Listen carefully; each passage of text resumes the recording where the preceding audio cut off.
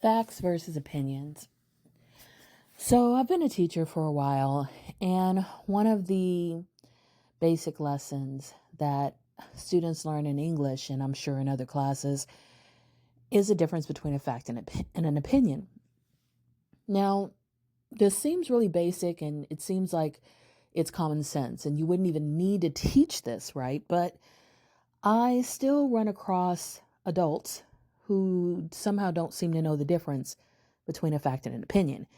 And I even think that this past election was an exercise in seeing when people don't know the difference between a fact and an opinion.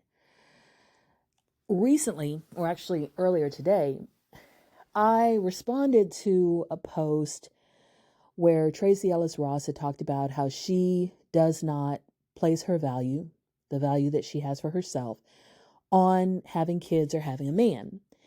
And a guy commented, "Women love to keep other women single."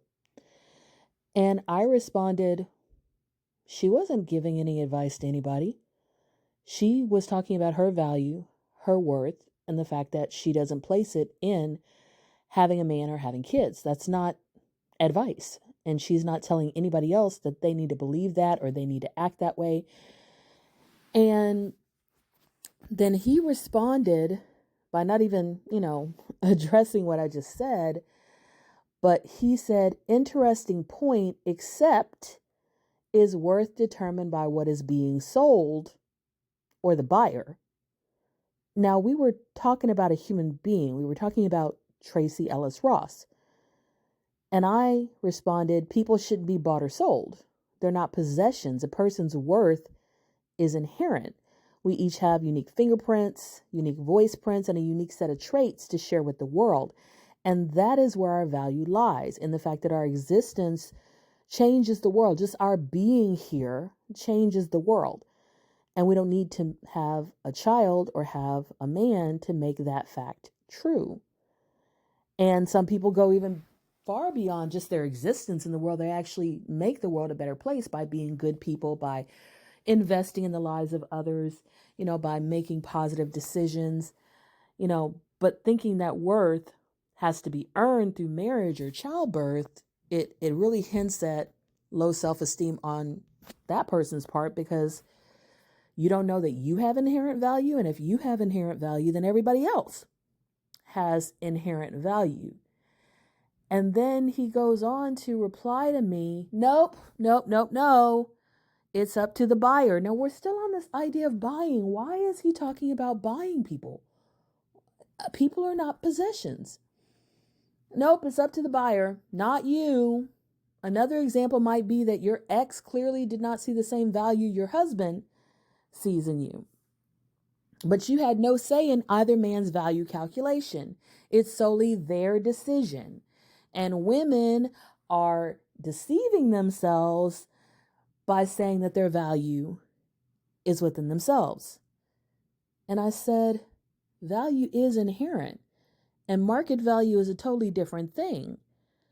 An orange, and I'm using an object to make this clear so we can get away from people, because you keep calling people possessions and keep talking about buying them. So let's talk about something you can actually buy. An orange has inherent value. The price of the orange will vary based on many different things. So the orange has vitamin C. It has fiber. It has antioxidants, and I could go on and on and on. So all by itself, the orange has value. Now, when you put the orange in the market, the price can go up and down depending on supply and demand, depending on, the crops, whether you had a bumper crop or you have a shortage, depending on a lot of different factors. But it doesn't change the fact that the orange by itself is valuable. Even if nobody buys it, it still has value.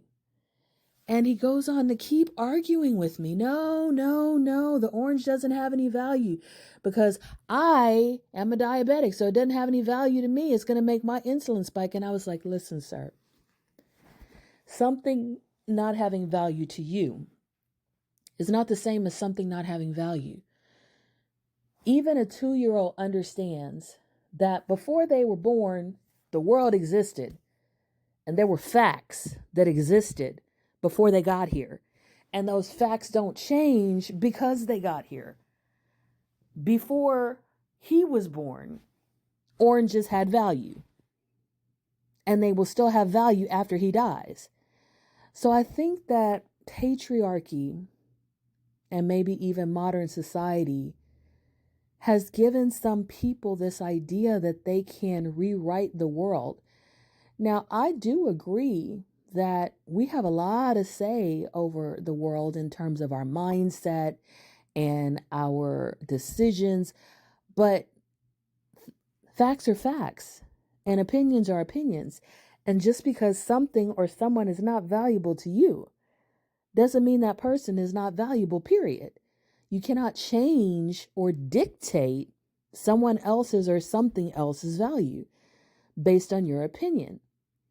And I think that that's one reason why we're having, as some people like to say, a gender war. Because there are men who feel and who have somehow been taught that they have the right to say, this woman is valuable because she's 18 to 25 and she has no kids and she has very little experience with men. And this other woman who doesn't fit these qualifications is not valuable. She's not valuable to you. Has nothing to do with her value, period. She has inherent worth.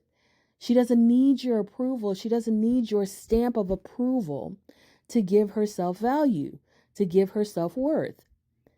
And I think that we need to get away from this because this leads to so many problems.